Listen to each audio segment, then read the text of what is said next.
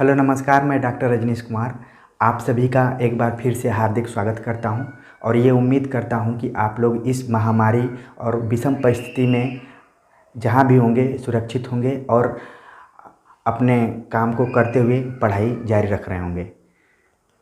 पिछले 4 video lecture में मैंने आचार्य रामचंद्र शुक्ल कृत हिंदी साहित्य का इतिहास का अध्ययन सरलता से कैसे किया जाए इस पर बातचीत कर रहा था। उम्मीद है कि आप लोगों को यह वीडियो सीरीज काफ़ी लाभप्रद साबित हुई होगी, ख़ासतौर से उन बच्चों के लिए जो या तो बीए के बच्चे हैं या एमए के, उनका जो हिंदी साहित्य का इतिहास का बेस है वो मजबूत हुआ होगा, वो एक दृष्टि मिली होगी। और जो लोग कंपटीशन की तैयारी कर रहे होंगे, चाहे वो टीजीटी पीजीटी हो, चाहे यूपीएचसीएससी हो, चाहे यूजीसी नेट की तैयारी कर रहे होंगे, उनके लिए भी काफ़ी महत्वपूर्ण साबित हुआ होगा। इसको लेकर कई लोगों के बहुत ही सकारात्मक कमेंट्स भी आए, बहुत अच्छा लगा। और मैं हर बार यही आप लोगों से निवेदन करता हूं कि जो भी मैं लेक्चर दूं उस पर आप ज़रूर निधड़क निसंकोच कमेंट्स के माध्यम से हमें ज़रूर बताइए, क्योंकि कमेंट्स ही एक ऐसा हम लोगों के बीच में माध्यम है जो कि एक दूसरे के संवाद को बता सकता है। ठीक है, वरना धीरे धीरे मेरा लगाव आप लोगों से तो बढ़ता जा रहा है और मुझे बार बार वही कबीर का रहस्यवाद, जायसी का रहस्यवाद और मीरा का रहस्यवाद दिमाग में आता है कि हम एक दूसरे को वीडियोज़ में देख रहे हैं, एक कमेंट्स के माध्यम से एक दूसरे को जान रहे हैं और बस एक कल्पना कर सकते हैं कि फलां कैसा होगा। हमें तो आप लोग देख रहे हैं, लेकिन जो हमारे छात्र हैं, जो मतलब कॉलेज के अलावा जो छात्र मुझे देख रहे हैं, या फिर जो हमारे मित्र वीडियो के माध्यम से अपना ज्ञान अर्जित कर रहे हैं, तो वो हमारे लिए एक तरीके से उस ईश्वरीय सत्ता की तरह हैं जैसा कि भक्ति काल इत्यादि में था। तो मैं काफ़ी खुश हूँ कि आप लोगों को बेसब्री से मेरे वीडियोज़ का इंतज़ार भी रहता है और उसी से प्रोत्साहित होकर मैं आज अपभ्रंश, अवहट्ट और पुरानी हिंदी पर बातचीत करूँगा, जो कि हिंदी भाषा और उसका विकास के अंतर्गत जो पाठ्यक्रम लगा हुआ है यूजीसी नेट में और यूपी हायर एजुकेशन में, कई बार सिविल सर्विसेज में भी ये पाठ्यक्रम में लगा हुआ है और टीजीटी पीजीटी डीएसएसबी के एग्ज़ाम्स में भी इससे सवाल आते हैं। ठीक है, तो ये काफ़ी महत्वपूर्ण टॉपिक है। कई बार दिमाग में आता है कि जो अपभ्रंश है, अवहट्ट है या पुरानी हिंदी है, ये तीनों अलग अलग हैं कि एक ही हैं। ठीक है, तो आप देखिए ये परिवार के 3 सदस्य हैं, तो जैसे परिवार में कुछ कुछ समानताएं रहती हैं, कुछ कुछ भिन्नताएं रहती हैं, तो इन बोलियों में, इन भाषाओं में भी कुछ कुछ समानता है, कुछ कुछ असमानता है। तो उसी पर हम बातचीत करेंगे। तो आइए देखते हैं, जब हम अपभ्रंश, अवहट्ट और पुरानी हिंदी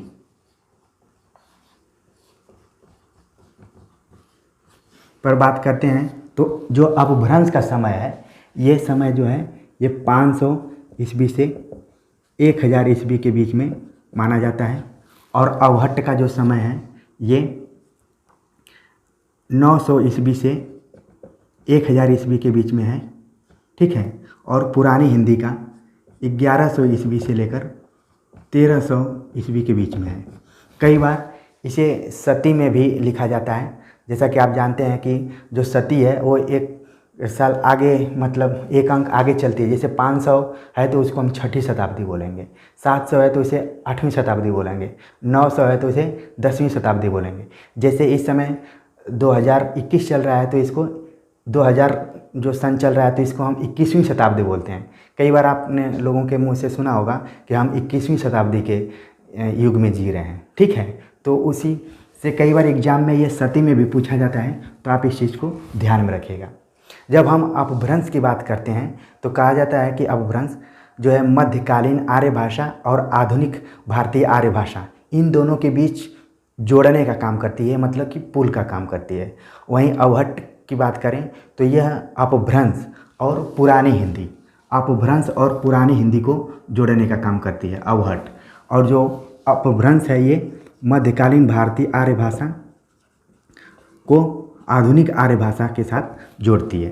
तो ये इसको कई बार संक्रांति काल की भाषा भी कहा जाता है, विद्वानों ने आगे चलकर कहा है।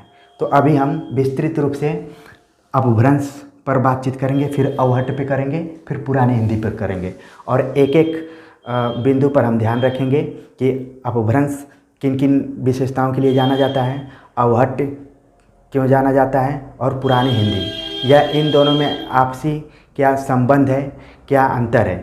तो इसमें अंतर ढूंढना बहुत ही मुश्किल है, लेकिन इसमें अंतः संबंध ही ज़्यादातर महत्वपूर्ण है। ठीक है, तो इस पर हम बातचीत करेंगे।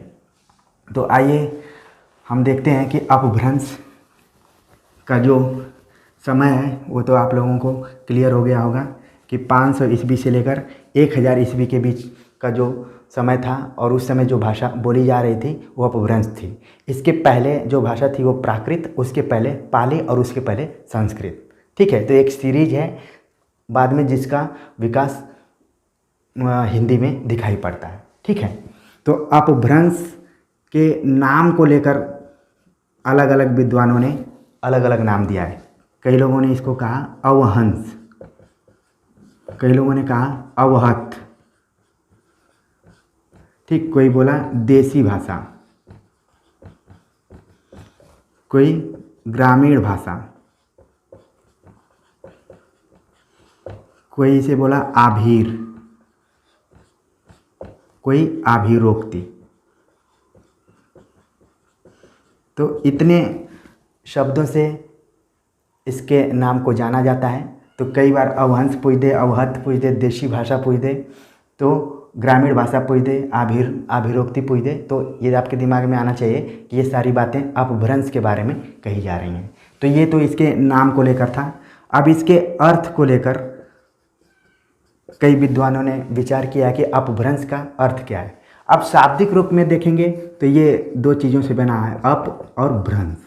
ठीक है, तो आप व्याकरण पढ़ेंगे तो अप जो क्या है, उपसर्ग, जो शब्द के पहले लगता है उसको उपसर्ग कहते हैं, और जो बाद में लगता है उसको प्रत्यय कहते हैं। तो ये क्या हो गया, उपसर्ग और भ्रंश, मतलब किसी भी चीज़ का बिगड़ा हुआ रूप। ठीक है, कई बार इसको अपभ्रष्ट भी कहा जाता है। ठीक है, कई बार आपने सुना होगा कि टायर भ्रष्ट हो गया है, मतलब कि उसमें से हवा निकल गई है, पंचर हो गया। पंचर को कई बार गांव में भ्रष्ट बोलते हैं। तो ये, और कई बार आदमी को ही बोल देते हैं कि ये बहुत भ्रष्ट है, मतलब बहुत ही उसका बिगड़ा हुआ रूप है, अच्छा नहीं है। ठीक है, तो भाषा के अर्थ में यही अपभ्रंश इसलिए कहा गया कि जो पीछे की जो भाषाएं आ रही थी उनसे थोड़ा सा इसका रूप बदला हुआ था। इसी के अर्थ में इसका हम अर्थ समझेंगे। तो सर्वप्रथम अपभ्रंश को जो सही मायने में परिभाषित करने का प्रयास किया, उसका अर्थ बताने का प्रयास किया, वह उसका जिक्र है, एक किताब है वाक्यपदीयम। वाक्यपदीयम कई बार एग्जाम में पूछ देता है, ध्यान रखिए। भर्तृहरि नाम के एक व्यक्ति हैं, उनकी पुस्तक का नाम है वाक्यपदीयम।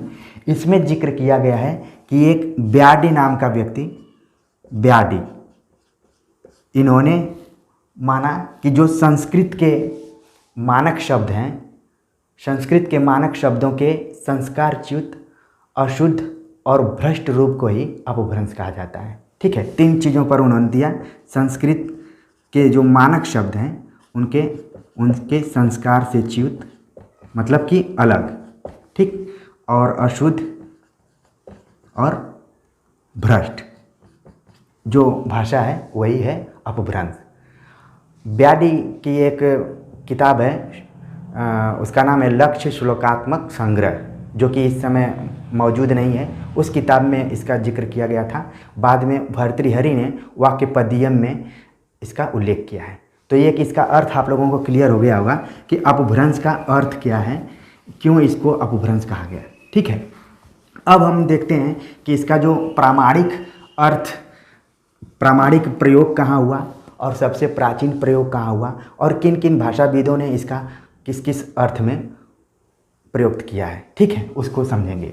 तो इसका सर्वप्रथम जो प्रामाणिक प्रयोग दिखाई पड़ता है वो है पतंजलि की किताब है महाभाष्य में। महाभाष्य में इसका उल्लेख सबसे पहले दिखाई पड़ता है, और पतंजलि ने इसे अपभ्रंश को क्या कहा, अपशब्द कहा। ठीक, उन्होंने अपभ्रंश को अपशब्द नाम दिया। वर्तमान समय में ये शब्द कई बार चलता है कि उन्होंने अपशब्द शब्दों का प्रयोग किया, मतलब कि बिगड़े हुए रूप का प्रयोग किया। तो पतंजलि का ये मानना था कि अपभ्रंश का जो अर्थ है वो अपशब्द है। ठीक, एक व्यक्ति ने कहा। और इसका जो सबसे प्राचीन प्रयोग जो हुआ था वो हुआ था भरत मुनि के नाट्य शास्त्र में। नाट्य शास्त्र जो भरत मुनि ये नाटक के बहुत बड़े विद्वान थे और इन्होंने रस संप्रदाय का प्रवर्तन किया था। कई बार एग्जाम में पूछा भी जाता है।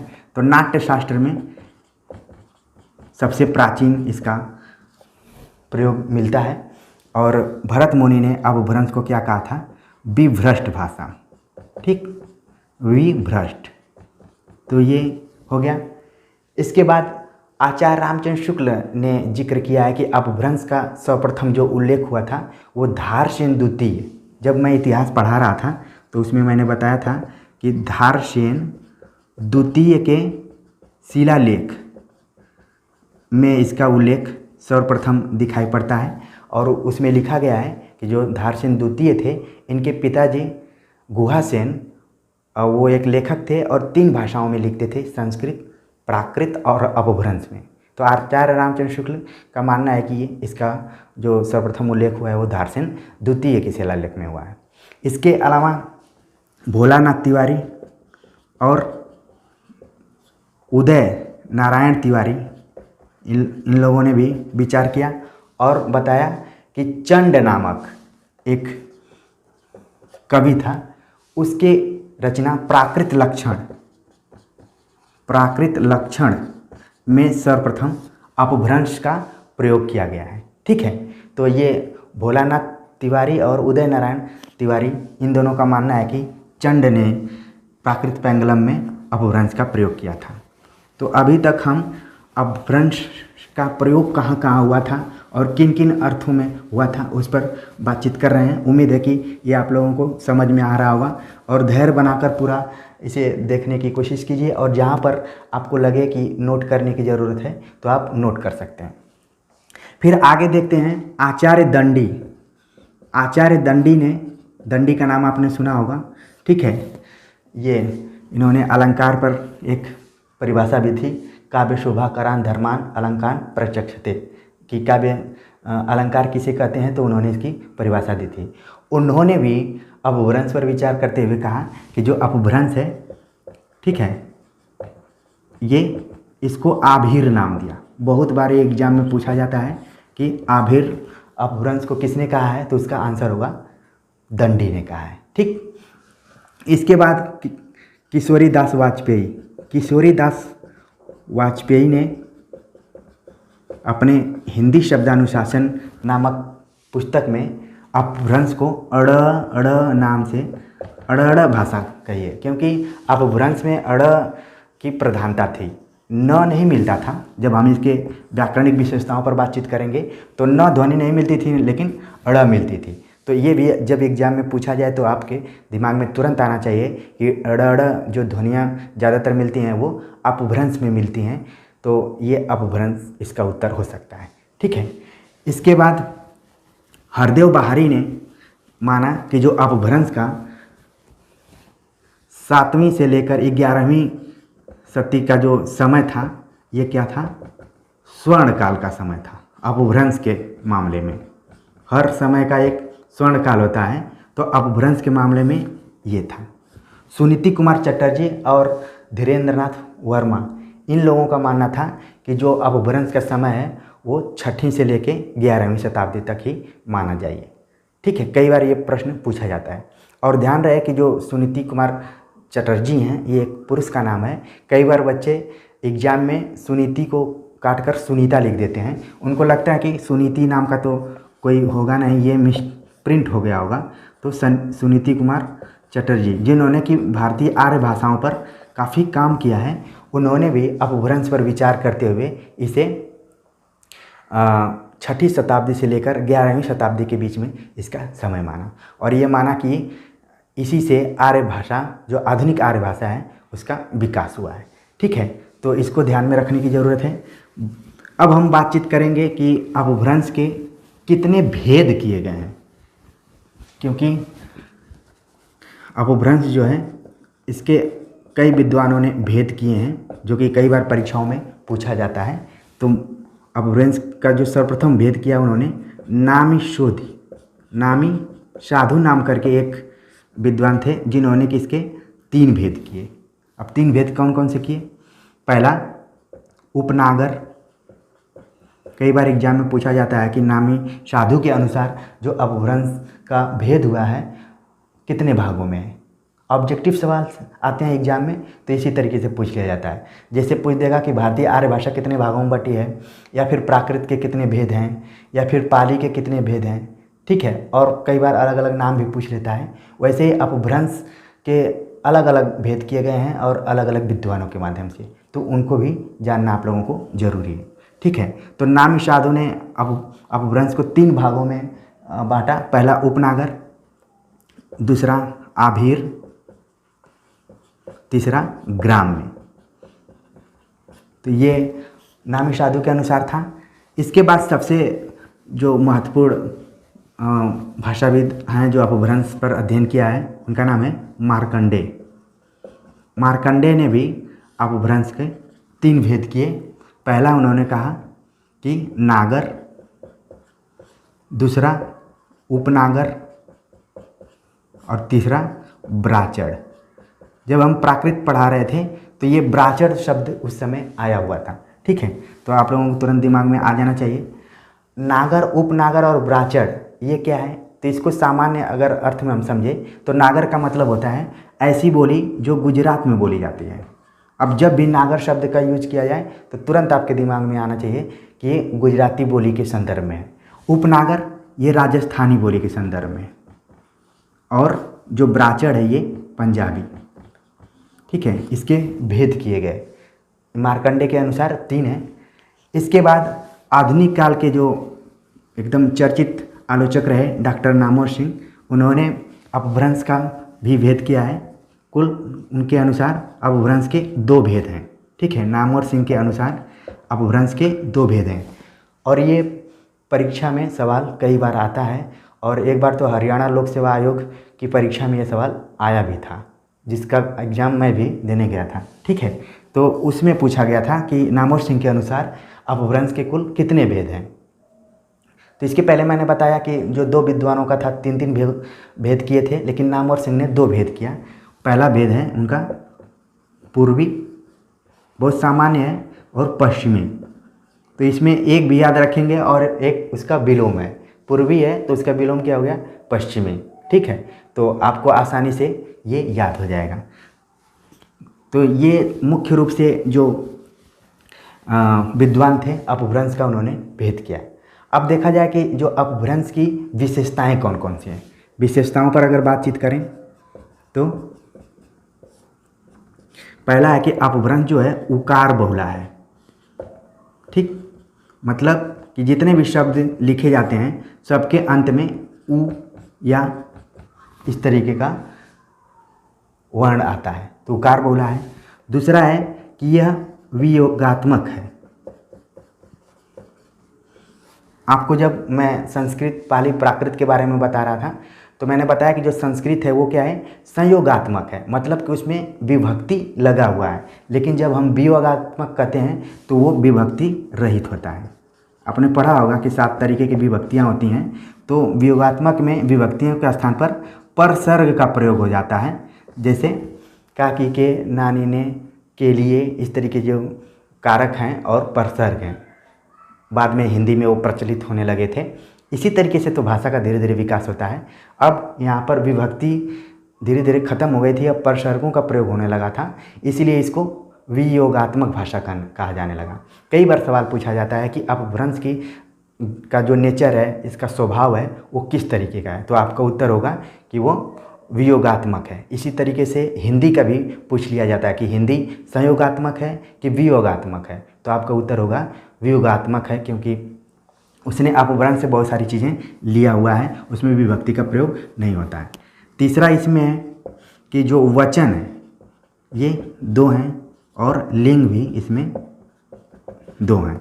और पाँचवा अड़ ध्वनि का प्रयोग होता है इसमें। ठीक है, तो ये 3-4 इसके मुख्य विशेषताएं हैं जो कि आपको परीक्षाओं में कई बार पूछे जाते हैं विकल्प के तौर पर, कई बार सत्य असत्य कथन के रूप में, कई बार सीधे पूछा जाता है कि कौन सा सही है। तो आप ध्यान रखिएगा ये।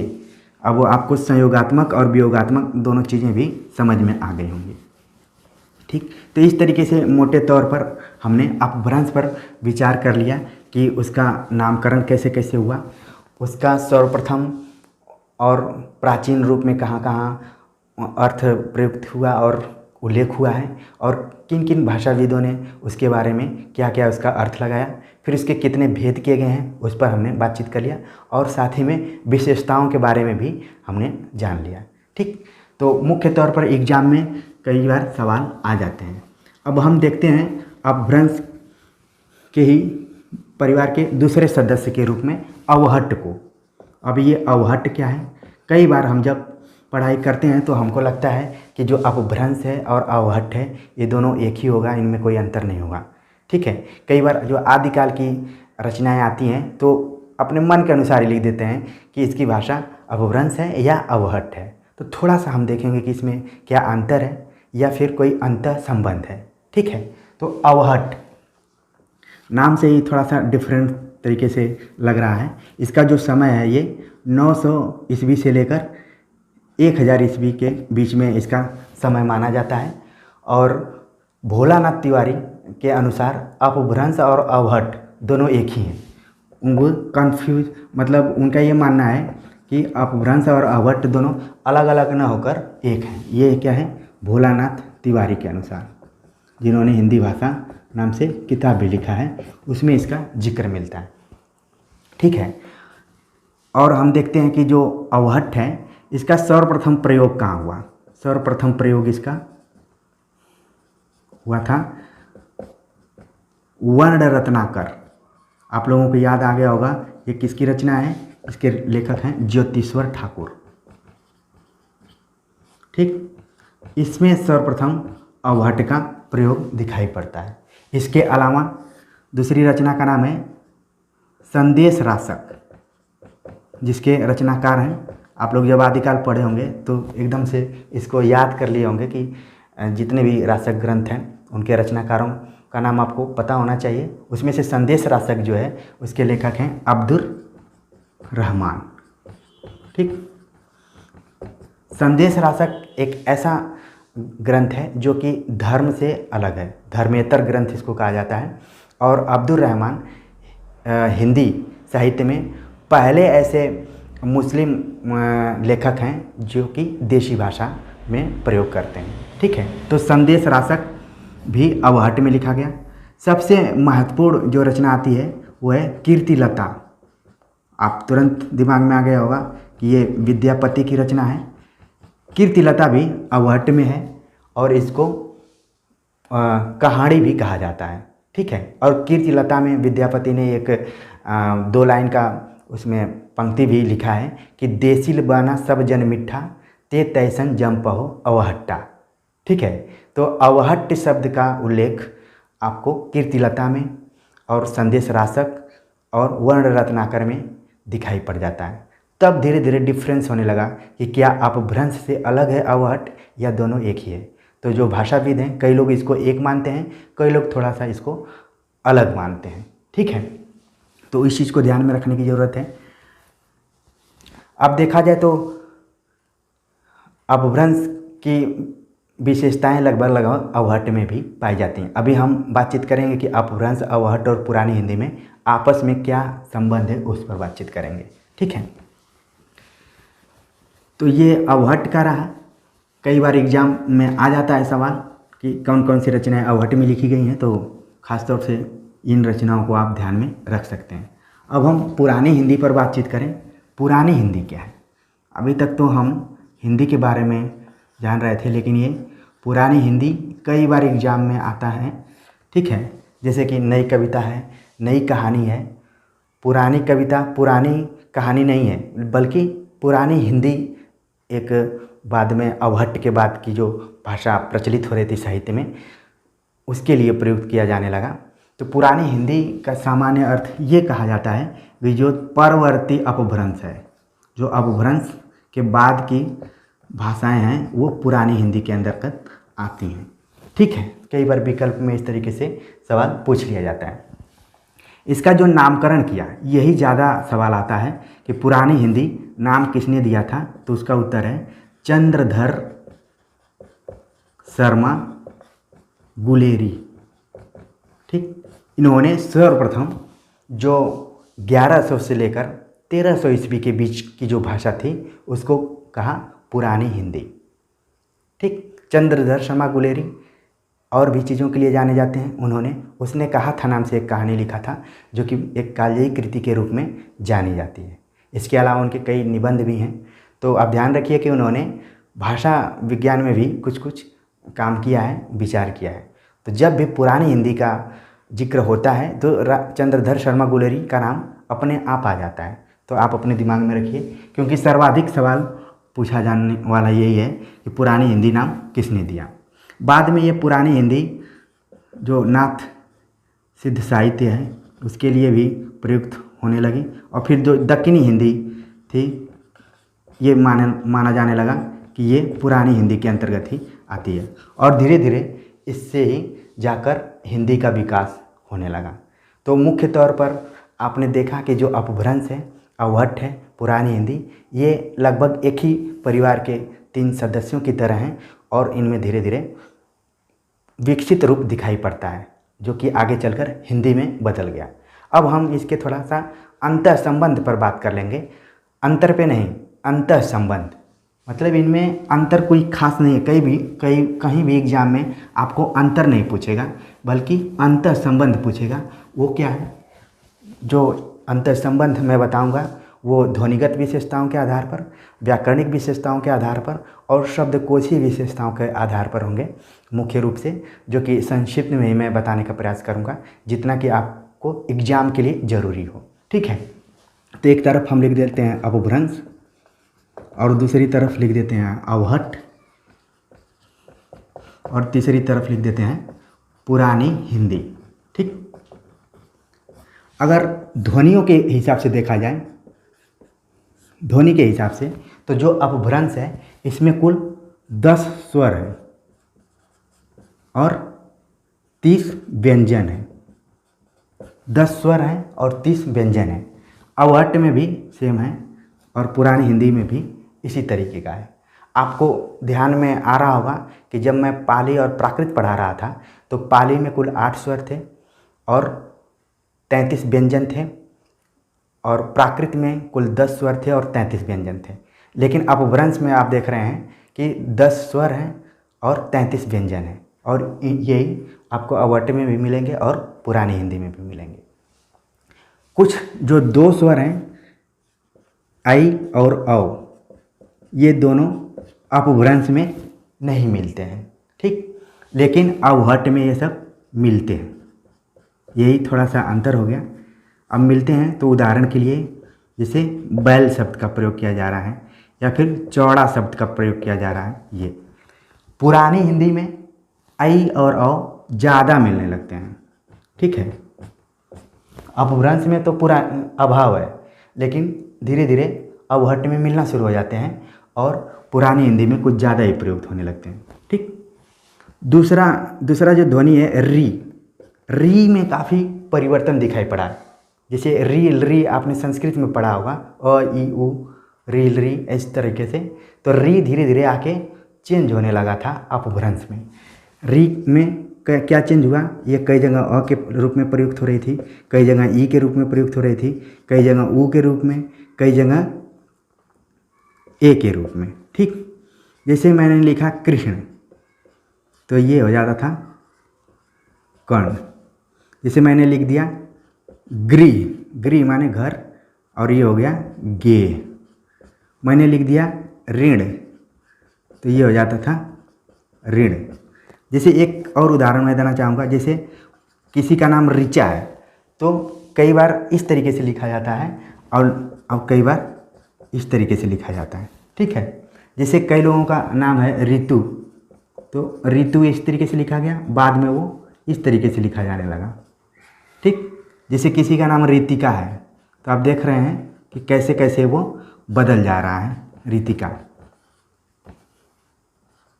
ठीक।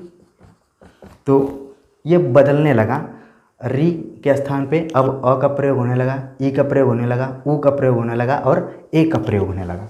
ये चेंजिंग अपभ्रंश में दिखाई पड़ता है और यही धीरे धीरे अवहट्ट में और पुरानी हिंदी में भी देखने को मिल जाता है। ठीक है, तो ये है। और देखा जाए जो अपभ्रंश है ये ट वर्ग बहुला है, ट वर्ग की ज़्यादा प्रधानता है इसमें, और अवहट्ट में भी है और पुरानी हिंदी में भी। तो आप देख रहे हैं कि कुछ बहुत ही कम ही इनमें अंतर दिखाई पड़ रहा है, बल्कि अंतः संबंध है। जो चीज़ अपभ्रंश में दिखाई पड़ रहा है वही धीरे धीरे अवहट्ट में भी और पुरानी हिंदी में भी। ठीक। आगे हम देखेंगे अड़ का। मैंने बताया कि जो अपभ्रंश में अड़ मिलता है और न नहीं मिलता है।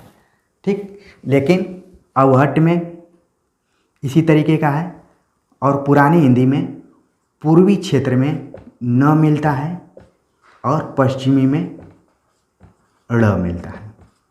जैसे आप पूर्वी क्षेत्र में जाएंगे तो खाना बोला जाएगा और पश्चिमी क्षेत्र में जाएंगे तो खाड़ा बोला जाएगा। जैसे आप दिल्ली के आसपास के एरिया में न के स्थान पे ज़्यादातर ड़ का प्रयोग होता है, तो उसी के बारे में ये बोला जा रहा है। ठीक। इसके बाद हम बात करेंगे द्वितीकरण और क्षतिपूरक दीर्घीकरण के बारे में कि इसका क्या संबंध है। ठीक। तो क्षतिपूरक और द्वितीकरण की जो शुरुआत हुई थी, आरंभ हुआ था, वो प्राकृत में। प्राकृत की एक खास विशेषता रही है द्वितीकरण की और क्षतिपूरक दीर्घीकरण की। तो देखा जाए तो अपभ्रंश में ये जो द्वितीकरण था, जैसे चक्र कोई लिखा तो ये हो जाता था चक। ठीक। कर्म लिखा तो हो गया कम। यही आकर अवहट्ट में ये क्षतिपूरक दीर्घीकरण में बदल गया। जैसे चक लिख रहा कोई तो ये हो गया, जैसे दूसरा उदाहरण मैं दे रहा हूँ, कम लिख रहा है तो ये हो गया काम। धम्म लिख रहा है तो ये हो गया धाम। और यही चीज़ पुरानी हिंदी में भी धीरे धीरे प्रचलित होने लगा। ठीक है। तो ये अगर लिंग और वचन के हिसाब से देखा जाए तो दो वचन थे, एक वचन वह वचन, जबकि संस्कृत में कितने वचन का प्रयोग होता था, वो 3 वचन, एक वचन, द्विवचन और बहुवचन। लेकिन अपभ्रंश में आकर ये 2 वचन तक सीमित हो गया। ठीक। यही चीज़ अवहट्ट में भी दिखाई पड़ती है और यही चीज़ पुरानी हिंदी में भी। अगर लिंग की बात करें तो 2 तरीके के ही लिंग थे, जबकि संस्कृत में 3 थे और आपके अपभ्रंश में आकर 2 हो गए, स्त्रीलिंग और पुल्लिंग। यही चीज़ आपको अवहट्ट में भी दिखाई पड़ा और पुरानी हिंदी में। और वर्तमान समय में जो हिंदी है उसमें तो 2 ही तरीके का है। ठीक है। अगर शब्दकोशी हिसाब से देखा जाए तो क्या है, इसमें तद्भव शब्द, देशज, विदेशज, ऐसे शब्द का धीरे धीरे विकास होने लगा था और उनका विकसित रूप अवहट्ट में भी दिखाई देता है, पुरानी हिंदी में भी दिखाई देता है और तीनों में दिखाई देता है। ठीक है। तो चाहे वो देशज हो, चाहे विदेशज हो, चाहे तद्भव हो। देशज मतलब कि ऐसा शब्द जो देश में ही जन्म लिया हो, और विदेशज मतलब कुछ ऐसे ध्वनियाँ जो विदेश से पैदा हुई हों और यहाँ पर प्रयुक्त की जा रही हों। ठीक। एक चैप्टर ही आगे है जिसमें कि तत्सम, तद्भव, देशज, विदेशज, इन सब पर विचार करना है। तो जब भी मौका मिलेगा तो हम उन पर भी बातचीत करेंगे। तो उम्मीद है कि आप लोगों को अपभ्रंश, अवहट्ट और पुरानी हिंदी, इन तीनों के बारे में पता चल गया होगा कि इनका कब कब प्रयोग हुआ था, इनका समय कब से कब तक है और सर्वप्रथम कहाँ कहाँ इनका उल्लेख हुआ था, चाहे वो अपभ्रंश हो, चाहे अवहट्ट हो, चाहे पुरानी हिंदी का नामकरण किसने किया था, और इन तीनों के बीच में अंतः संबंध क्या है वो भी क्लियर हो गया होगा। ठीक। तो इन तीनों में अपभ्रंश पर ज़्यादा कई बार बातचीत करने का मौका मिलता है, इस पर सवाल भी आ जाता है। और जो अवहट्ट है और अपभ्रंश, पुरानी हिंदी, इन सब पे केवल टिप्पणी आपको करने के लिए मिल सकता है या फिर ऑब्जेक्टिव सवाल ही ज़्यादातर पूछे जाते हैं। तो उम्मीद है कि आप लोगों को समझ में आ गया होगा और जितना भी आदिकाल का साहित्य है वो सब अपभ्रंश, अवहट और पुरानी हिंदी तीनों के लिए ही, तीनों भाषाओं का प्रयोग उसमें होता है। बाद में आप भक्ति काल में जाएंगे, रीति काल में जाएंगे, आधुनिक काल में जाएंगे तो इन भाषाओं का जिक्र नहीं आता है। तब वहाँ पर आपको ब्रज, अवधी, ब्रज, खड़ी बोली इन भाषाओं पर बातचीत करना पड़ जाता है। ठीक है। और फिर विशुद्ध रूप से खड़ी बोली जो कि हिंदी का रूप धारण कर लेती है तो वो है।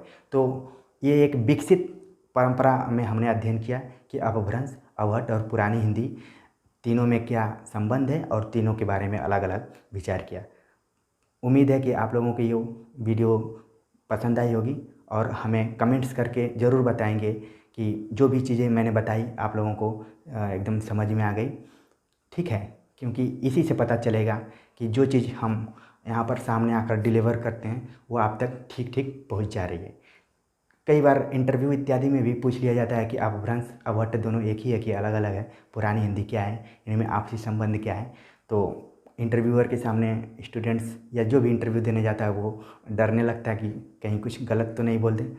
तो इस हिसाब से आप अगर अपने दिमाग में रख कर चलेंगे कि ये तीनों एक ही परिवार के 3 सदस्य हैं और लगभग एक हैं, बहुत थोड़ा कुछ अंतर के साथ साथ। ठीक है, तो उम्मीद है कि आप अपने दिमाग में इन सारी चीज़ों को रख लिए होंगे। मिलते हैं एक नए वीडियो के साथ, तब तक हमारे साथ आप लोग बने रहिए। और मुझे काफ़ी अच्छा लग रहा है कि लगातार लोग जुड़ते जा रहे हैं, जिससे कि हौसला मेरा बुलंद है।